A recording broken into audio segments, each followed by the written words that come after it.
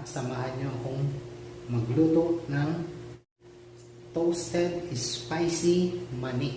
Yan ang ating lulutuin ngayong araw na to. So tara na mga ka-recipe. At kung bago pa lang kayo sa aking YouTube channel, don't forget like and share at mag-subscribe. So paano mga ka-recipe? Tara at umpisahan na natin. So ito yung ating mani mga ka-recipe. Siyempre unahin natin ang paggagayat ng ating bawang. So damihan natin mga ka-recipe para mabango at masarap ang ating toasted mani.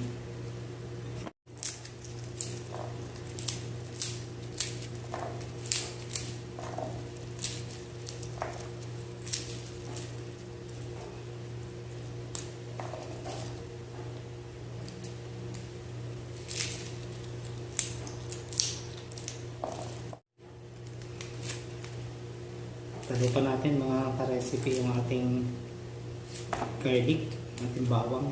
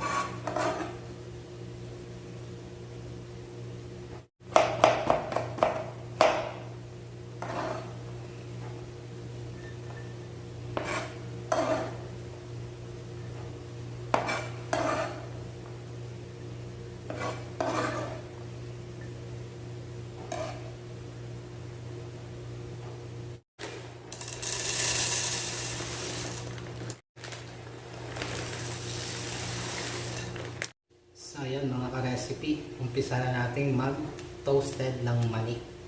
Maglagay lang tayo ng mantika.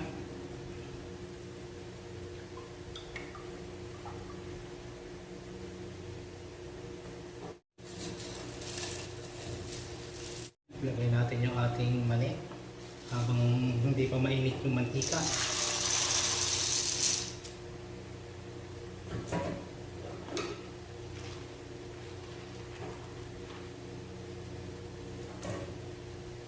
At syempre, sabay na natin yung ating bawang.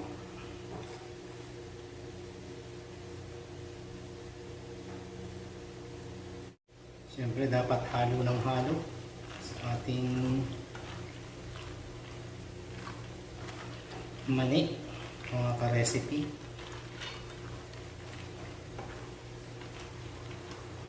Lagyan natin ng sili, lagay na natin.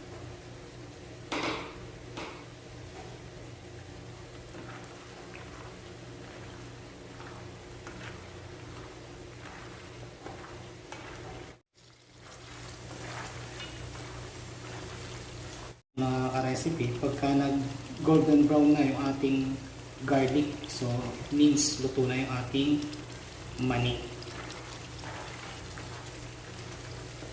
Diyan natin malalaman yung ating nilulutong mani sa pag naluto na yung ating garlic at toasted golden brown. So yan mga ka-recipe, kunting halo-halo na lang, maluluto na yung ating garlic sa yung mani. Kasabayan ng pagluto ng garlic. Pag golden brown na yung ating garlic, means luto na yung ating mani. Toasted na yan. Yan ay sa mahinang apoy lamang mga ka-recipe ang pagluluto ng mani. So yan mga ka-recipe, yung ating garlic golden brown na. At sigurado luto na yung ating mani. Kaya so pwede na nating hanguin at baka masunog mga ka-recipe.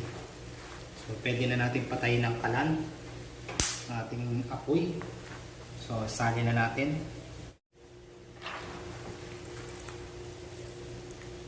At syempre palalamigin natin yan ng 10 minutes bago natin timplahan.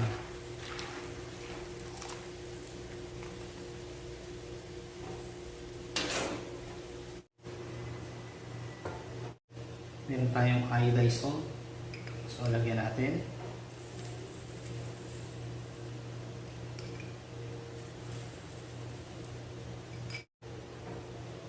Sugar.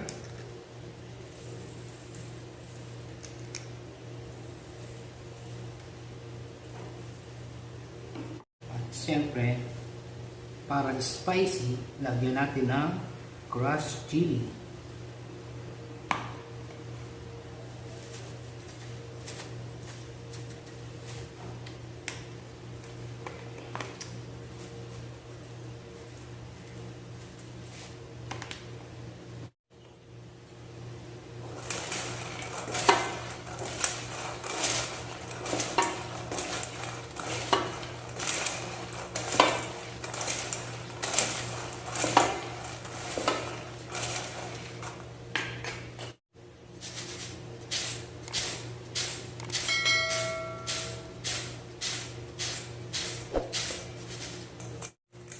So yan mga ka-recipe, yung ating toasted mani spicy. So natimplahan na natin. So yan, napakalutong niya yung pagkakaluto natin. So try natin kung talagang malutong.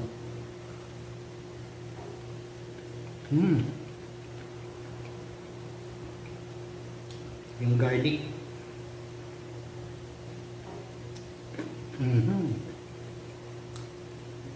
Talagang masarap. So, thank you for watching mga ka-recipe.